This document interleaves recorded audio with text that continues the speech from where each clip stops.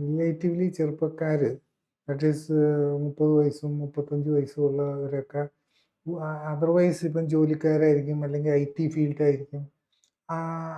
അവർക്ക് ഇപ്പം വരുന്ന ഇഷ്യൂ ഈ കമ്പ്യൂട്ടറിലും ഒക്കെ ഇരുന്ന് വർക്ക് ചെയ്യാനായിട്ട് പറ്റാത്ത സ്റ്റേജ് വരും.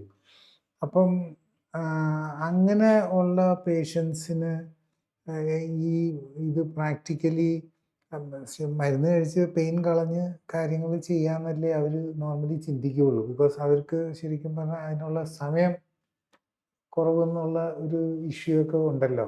അപ്പം അങ്ങനത്തെ കേസിലുള്ളവർക്ക് എന്താണ് പോസിബിലിറ്റി ഉള്ളത്? ഈ ലൈഫ് സ്റ്റൈൽ കറക്ഷൻ, അങ്ങനത്തെ ലൈഫ് സ്റ്റൈൽ കറക്ഷൻ എന്ന് പറഞ്ഞാൽ നമ്മൾ എല്ലാ ദിവസവും കുറച്ച് സമയം അതിന് സ്പെൻഡ് ചെയ്യണം, കുറച്ച് ഫുഡ്സൊക്കെ കൺട്രോൾ ചെയ്യണം. ബിക്കോസ് ഇവരൊക്കെ വർക്ക് ചെയ്യുന്നത് ഈ കഫറ്റേറിയ ഫുഡും ഒക്കെ ആയിട്ടാണല്ലോ. അപ്പോൾ അങ്ങനെയൊക്കെ ഇരിക്കുമ്പോൾ എന്താണ് സാധിക്കുക? പലരും മരുന്ന് വെച്ച് ഒരു മാനേജ് ചെയ്ത് പോവുമായിരിക്കും ചെയ്യുന്നത്. പക്ഷെ ചിലർക്ക് മാനേജ് ചെയ്യാൻ പറ്റാതെ അവർ ജോലി തന്നെ രാജിവെക്കേണ്ടി വരാറുണ്ട്. ഞാൻ അങ്ങനെയുള്ള ഒരു പേഷ്യൻ്റ് ഒരു എക്സാമ്പിൾ പറയാം. ഇതൊരു 39 വയസ്സുള്ള ലേഡിയാണ്. 160 സെൻറ്റിമീറ്റർ പൊക്കം, 63, വലിയ ഓവർ വെയിറ്റ് ഒന്നുമില്ല, 63 കിലോ. ഫാറ്റി ഇതുകൊണ്ടാണ്. അവർ 10 വർഷമായിട്ട് റുമറ്റോയ്ഡ് ആർത്രൈറ്റിസ് തുടങ്ങിയിട്ട്. അവർ മരുന്നുകൾ കഴിച്ചുകൊണ്ടിരിക്കുകയാണ്. ഇഗ്രാറ്റിമോഡെന്ന് പറഞ്ഞൊരു ടാബ്ലറ്റ് ഉണ്ട്, പിന്നെ HCQ ഉണ്ട്, പിന്നെ ടൊഫാസിനിബ് ഉണ്ട്. ഈ 3 മരുന്ന് കഴിച്ചിട്ടും അവർക്ക് പറ്റുന്നില്ല. അവർ 2 വർഷം മുമ്പ് എന്തോ